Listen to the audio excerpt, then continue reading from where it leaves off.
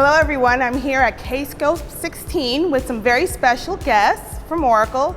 Would you guys mind introducing yourselves? Sure, I'm Al Marciente, Senior Director of Product Management for Oracle Enterprise Performance Management Products. And I'm Matt Bradley, Senior Vice President of Development for Business Analytics at Oracle. Well, thank you guys for joining me today, and we really appreciate your continued support of Kscope and ODTUG. So let's get right to it. So what kind of trends are you guys seeing in EPM that has you very excited about what's coming in the future? So I'll take that one, Natalie. I think the big trend that we are seeing is obviously adoption of software as a service or cloud. We do see quite a lot of customers moving more from their on-premise or starting their first journey on EPM on the cloud rather than in the traditional model. So I think that's something that is obviously keeping both Al and myself extremely busy in satisfying that demand. Wonderful.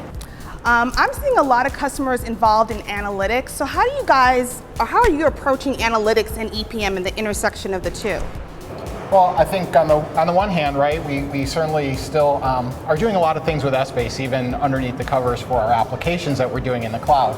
And so the analytic piece is just core to the applications we're delivering, especially those users in the cloud environment. And so the analytics kind of really drive a lot of the feature and functionality that they're getting on top of the business application layers that are put on top as well with workflow and process management and other things that are there.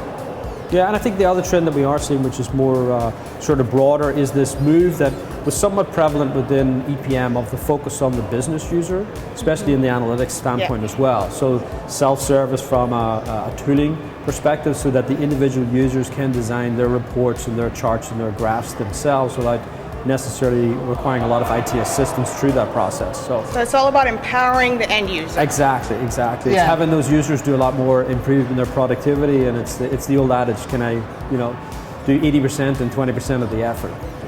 Yeah, I think also in the new user interfaces we're starting to design, and charting, visual graphics, visual analytics are becoming a very core piece of the applications we're delivering as well. So users that are using these products can certainly get analytics as a core piece of what they're doing. Finance is being challenged to deliver data in a different way, a more meaningful way to the business using visualizations.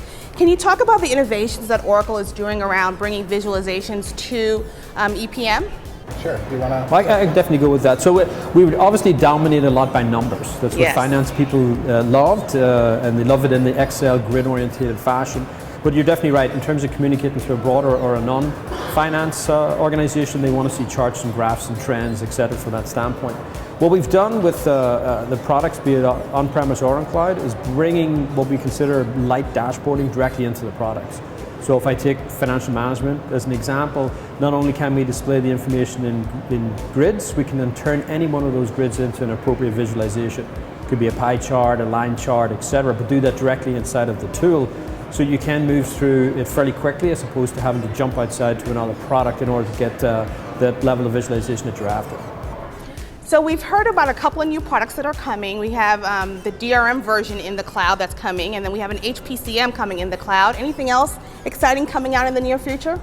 Sure. Yesterday at our Sunday Symposium, we talked about several products and showcased those, giving customers a little early glimpse, or the customers and partners in attendance. And one was the dementia management piece in the cloud. So that's a product that's in progress and probably more towards next calendar year. Essbase Cloud is in progress, or whatever the proper name will be when it's launched, but it'll be Essbase in the cloud for customers to use. And then lastly, or actually two more that we did talk about, tax reporting. So tax reporting cloud will be built off of our financial close and consolidation product, and then also profitability and cost management in the cloud. So, we did a lot this past calendar year. Over the last 12 and 24 months, really, we've really moved all of our EPM solutions to the cloud, or they're in progress of going. So lots of new solutions out there for our customers to use, and they can start pretty much anywhere. We also have a narrative reporting solution, which is brand new, offering only in the cloud. It's enterprise performance reporting. We launched that last May. We showcased it here last year at Kscope 15. And so that's been a good product. It's an easy product for a customer to start to use as their first entrance into the cloud. And so we're really excited. It brings a lot of excitement to the development team, and also from the customer perspective for business users to get in and use these products very quickly. It's wonderful.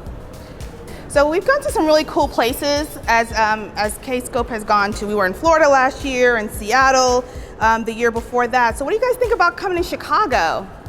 Well, I wasn't born here, but I was raised here. So I'm a former Chicagoan. I don't live here anymore, but I'm hitting all my favorite restaurants. I'm walking along the lake shore again. It's a beautiful city, has a lot of cool sights and a lot of neat things to see here. So this is definitely one of my favorite locations Kscope has been at. How about you, Matt? Yeah, no, it's a great city. Been to Chicago often on business, but never enough time to really explore the city, as it always happens. But I was able to sneak out a little bit Saturday and view some of the sights and take in some of the local flavor of Chicago. And next year we're going to be in San Antonio, Texas, your home state. So what do you think about us? My adopted home state. Your adopted home state. So what do you think about going to Texas next year? Well, I'll stay local, so it's a little bit of a drive for me, not bad. So it'll be fun. I didn't get to make it there when it was there several years ago, about 5 years ago. So this will be, my first time at the San Antonio event. It's a nice city as well, and so I look forward to being with everybody again next year there. Yeah. Look forward to getting back to San Antonio. All right, that's wonderful. Well, thank you so much, and we look forward to seeing you throughout the week. Okay, thank you, Natalie. Thank you, Natalie.